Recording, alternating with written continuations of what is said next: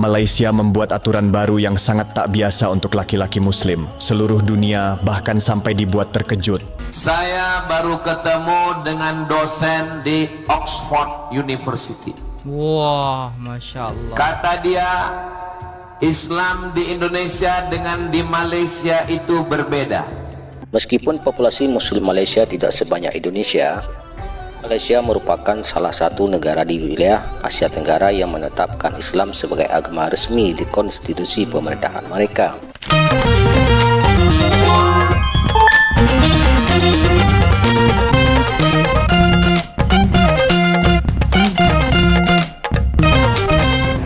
Assalamualaikum warahmatullahi wabarakatuh. Jumpa lagi dengan saya guys, Cak Mujib. Gimana kabar teman-teman semua? Semoga sehat selalu dalam lindungan Allah Subhanahu wa taala, dijauhkan dari segala mara bahaya, malapetaka, bencana dan bala serta berbagai macam penyakit. Amin amin ya rabbal alamin. Oke guys, kali ini kita akan mereaksi sebuah video yang sangat menarik sekali tentang bagaimana Islam di Indonesia itu berbeda dengan di Malaysia. Bagaimana Islam di Malaysia itu masuk, kita akan tengok guys ya, bagaimana sejarahnya dan bagaimana juga kekentalan Islam di Malaysia itu ya guys ya. Jom kita simak videonya. Let's go. Assalamualaikum warahmatullahi wabarakatuh. Waalaikumsalam. Berjumpa lagi dengan kami di channel Mujahadah Islam. Dengan harapan pada hari ini kita bisa menambah wawasan dan ilmu pengetahuan seputar agama Islam yang berkembang selama ini di dunia. Pada kesempatan kali ini kita akan membahas kisah masuknya Islam di Malaysia. Meskipun populasi muslim Malaysia tidak sebanyak Indonesia, Malaysia merupakan salah satu negara di wilayah Asia Tenggara yang menetapkan Islam sebagai agama resmi di konstitusi pemerintahan mereka. Berdasarkan catatan sejarah, Islam datang pertama kali ke Malaysia sekitar abad ke-7. Sebagaimana dicatat WP Groenewald dalam Notes on Malaysia Archipelago and Malacca pada tahun 1877. Dibawa lewat ekspedisi niaga oleh para pendakwah dan India. Selanjutnya, para pedagang India tersebut secara perlahan menyebarkan dakwah Islam di tanah Melayu. Hal itu diketahui ketika Sultan Madzafar Shah I di Kedah menerima tawaran Islam dari pedagang India yang berdakwah di Malaysia. Sebelumnya, Sultan Kedah beragama Hindu ini bernama Praong Mahawangsa. Setelah masuk Islam, ia mengganti namanya menjadi Sultan Madzafar Shah I. Sumber lain menyatakan bahwa Islam sampai di Malaysia pada abad ke-10 yang dibuktikan dengan peninggalan batu bersurat Terengganu yang menginskripsikan tulisan Arab pada tahun 1033. Sebelum dakwah Islamnya sampai di Malaysia, banyak penduduk tanah Melayu itu beragama Hindu. Keyakinan Hindu menganut sistem kasta mulai dari Brahmana hingga Sudra. Datangnya Islam yang menyatakan bahwa semua manusia itu setara atau egaliter menarik perhatian banyak masyarakat kala itu. Terlebih dakwah Islam yang dibawa pedagang tidak dilakukan melalui pertemuan darah, sehingga diterima secara sukarela di kalangan penduduk Malaysia, sebagaimana dicatat Andi Herawati dalam jurnal As-Sahabah. Selepas kemerdekaannya dari kolonial Inggris, Malaysia dalam konstitusinya menetapkan Islam sebagai agama resmi federasi.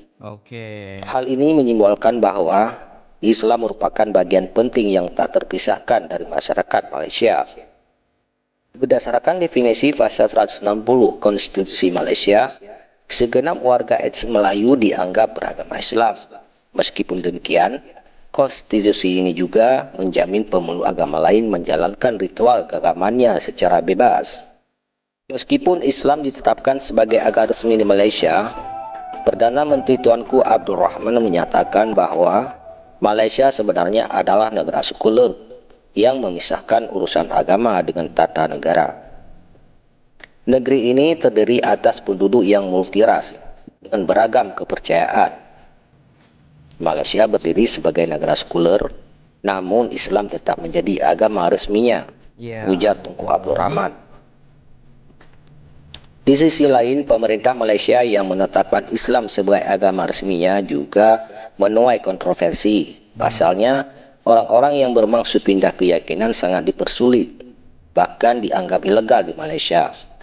Sementara itu, non-muslim dipermudah untuk berpindah ke agama Islam.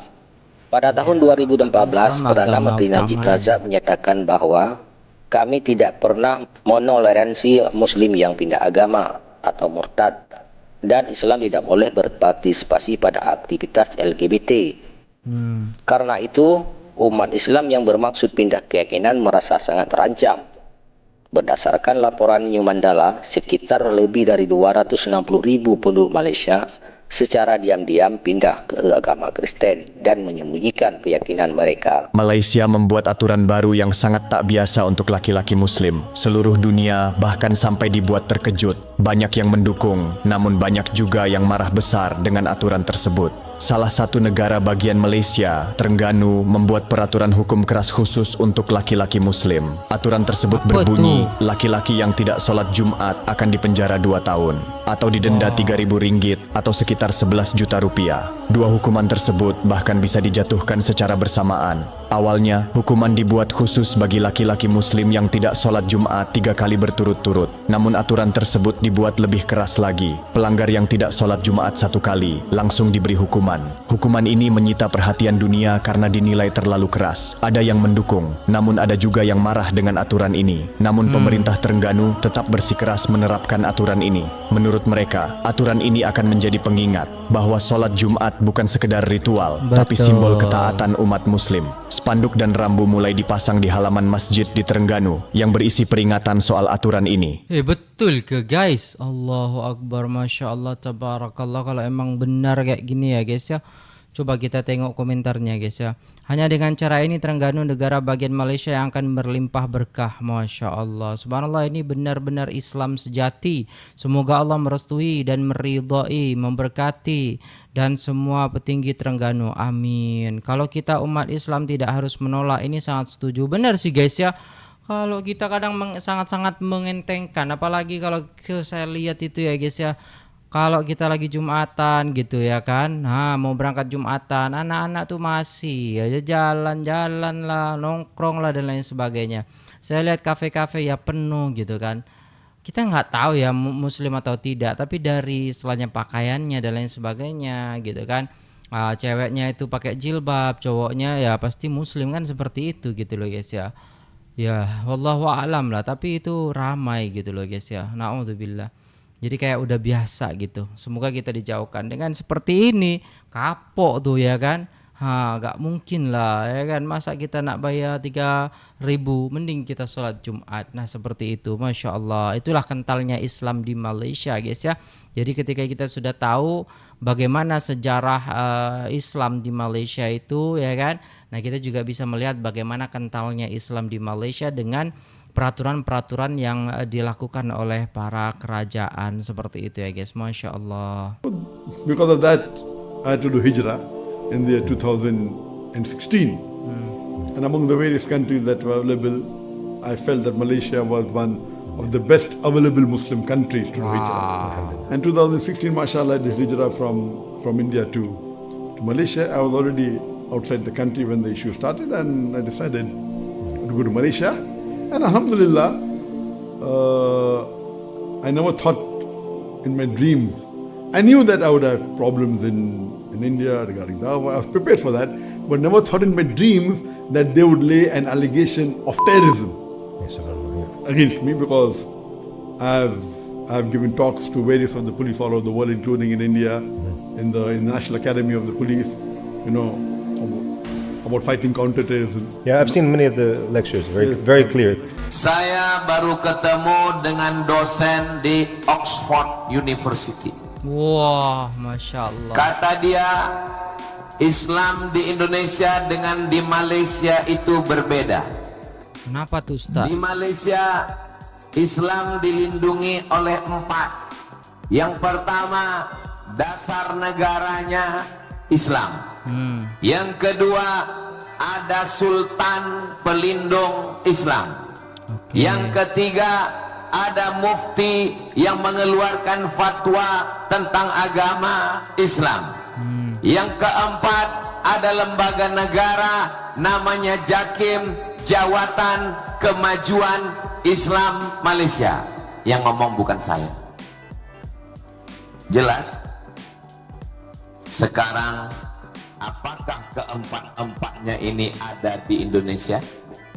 Nggak ada kayaknya. Alright guys, Allahumma sholli ala sayyidina Muhammad. Udah selesai videonya, dan itulah tadi ya guys ya, bagaimana sejarah Islam di Malaysia, dan juga kita boleh tengok bagaimana kentalnya Islam di Malaysia. Dan Ustaz Abdul Somad juga menyatakan bahwasannya memang ada perbedaan antara Islam di Indonesia dan juga di Malaysia ini. Dan semoga kita semua ini baik-baik saja, semua ya penganut ataupun umat Islam ya guys ya, diberikan kekuatan oleh Allah Subhanahu wa ta'ala sehingga kita tetap berada dalam Islamnya kita, dalam keimanan dan ketakwaan kita. Amin ya rabbal alamin.